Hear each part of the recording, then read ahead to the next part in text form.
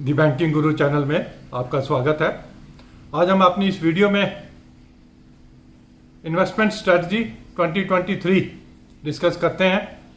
What is going to happen, क्या क्या हो सकता है और हमें क्या क्या करना है, क्योंकि 2022 इज ऑलमोस्ट ओवर।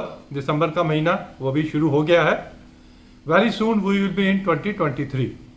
तो इन ब्रीफ हम देखते हैं क्या इवेंट्स हैं, हमें क्या करना है और क्या रिस्क फैक्टर्स हैं। Let us start with the fact that recession, slow down in USA and Europe, चाहे हम कोई भी नाम दे दें, माइल्ड रिसेशन, स्लो डाउन, ये तो आनी ही है, क्योंकि जितना इन्होंने रेट ऑफ इंटरेस्ट बढ़ाए हैं उसका इम्पैक्ट अर्निंग्स पे आएगा और स्लो डाउन तो आएगी ही आएगी, क्योंकि everything has a lag effect. जो हम सब जो फेड रिजर्व्स या गवर्नमेंट्स कर रही हैं उसका इंपैक्ट हमें देखने को मिलेगा 2023 में यूएस और यूरोप में। अब उस स्लो डाउन से जो अर्निंग्स हैं यूएस यूरोप कंपनीज की earnings, definitely they will get impacted. वो हमें दिखेगा, अर्निंग्स में दिखेगा, उसके बीच में शेयर मार्केट में भी दिखेगा। अब उस सबसे क्या होगा? डॉलर वीकनेस, जो अभी तक हमें स्ट्रॉन्ग डॉलर दिख रहा है, we are talking about the emerging market and India, जो स्ट्रॉन्ग डॉलर दिख रहा है, इन सब इवेंट्स की वजह से it is going to weak. Dollar weak होता जाएगा, ऑलमोस्ट पीक हो चुका है डॉलर, अब वो थोड़ा थोड़ा वीकनेस की तरफ चलेगा और उसका इंपैक्ट जो इमर्जिंग मार्केट्स के फ्लोज हैं वो बढ़ने शुरू हो जाएंगे। एफआईआई की जो फ्लो जो है इमर्जिंग मार्केट की तरफ और स्पेशली इंडिया चाइना की तरफ बढ़ने शुरू हो जाएंगे, क्योंकि रेट ऑफ इंटरेस्ट साइकिल जो इंक्रीज है it is just at the fag and, और वो पीक हो जाएगी से बाई मार्च 23, चाहे वो फेड रिजर्व की तरफ से हो, चाहे वो रिजर्व बैंक ऑफ इंडिया की तरफ से हो, by March 23 it will be at the peak. उससे क्या होगा? बॉन्ड यील्ड्स जो अभी तक बढ़ते जा रहे हैं वो स्टेबलाइज हो जाएंगे और पीक लेवल पे पहुंच जाएंगे। इंडियन इकोनॉमी में इन सब का क्या इंपैक्ट आएगा? इंडियन इकोनॉमी में, क्योंकि सितंबर में एज वेल एज दिसंबर में भी अच्छा परफॉर्म करने वाली है, तो एक बेस इफेक्ट जो है उसका मार्च में हमें दिखेगा। बेस इफेक्ट मतलब अच्छी परफॉर्मेंस के ऊपर और अच्छी परफॉर्मेंस देना मुश्किल होगा। रिलेटिवली मार्च और ऑनवर्ड क्वार्टर जो होंगे, जब उसको 2022 के क्वार्टर्स के साथ कंपेयर किया जाएगा तो उसका बेस इफेक्ट, बेस बड़ा होने की वजह से अर्निंग्स इतने हाई लेवल पे हमें नहीं दिखेंगे रिलेटिवली, और डेफिनेटली अर्निंग्स भी स्लो डाउन होंगे इंडिया की कंपनीज के लिए भी।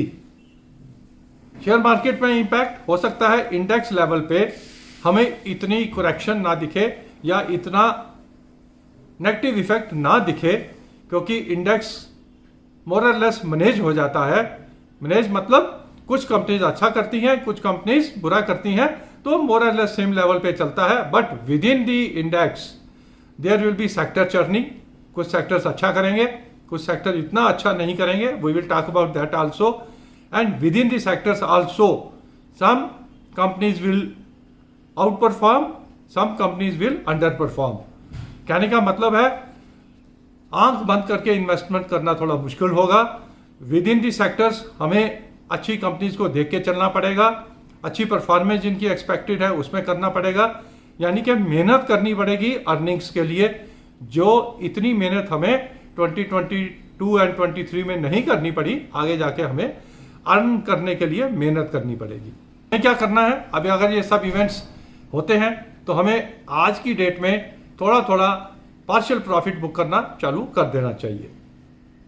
जो अभी पिछले 2 साल से हम कह रहे हैं कि डेट फंड में इन्वेस्ट मत कीजिए, नाउ इज द टाइम कि हम जो प्रॉफिट बुक कर रहे हैं उसको डेट फंड में डाल दें, क्योंकि बॉन्ड यील्ड्स पीक में है। अब उसके बाद थोड़ा स्टेबलाइज होंगी and may be at some point of time अगर इकोनॉमी ज्यादा रिसेशन में जाती हैं तो रेट ऑफ इंटरेस्ट लोअर भी करने पड़ सकते हैं। बैंक निफ्टी जिसने 2022-23 में लीड ले रखी है, this will not lead the market.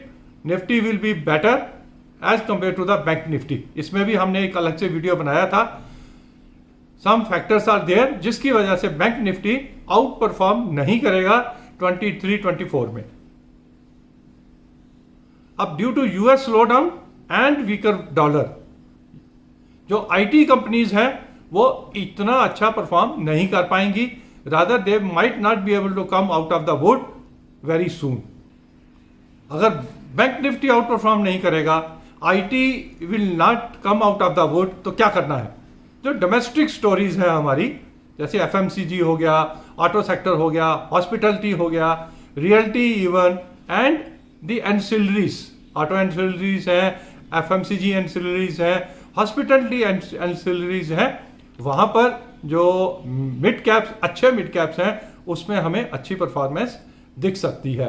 तो कहने का मतलब है हमें आइडेंटिफाई करने पड़ेंगे, मेहनत करनी पड़ेगी. अच्छी कंपनीज में इन्वेस्ट करने के लिए आंख बंद करके हम इन्वेस्टमेंट अगर करेंगे तो हो सकता है इतने लॉसेस ना हो, लेकिन अच्छी रिटर्न्स के लिए yes we have to choose the companies. That means हमें on the one hand quality में रहना है, ऑन द अदर हैंड जो ऑलरेडी शेयर चल चुके हैं उनमें से निकल के मिड कैप में जाना है. That means mid cap quality stocks अगले साल फ्लेवर में रह सकते हैं. New age companies, yes, still they have to have a reality check as far as the earnings are concern. At the longer point of view earning ही matter करती हैं. आप जितना मर्जी स्टोरीज बेच लीजिए, न्यू एज कंपनीज की जो स्टोरीज हैं, फ्यूचर में ये होगा वो होगा, but at the end of the day the investors, the shareholders, they see only the earnings. The moment you will start earnings, the new age companies will get proper P's.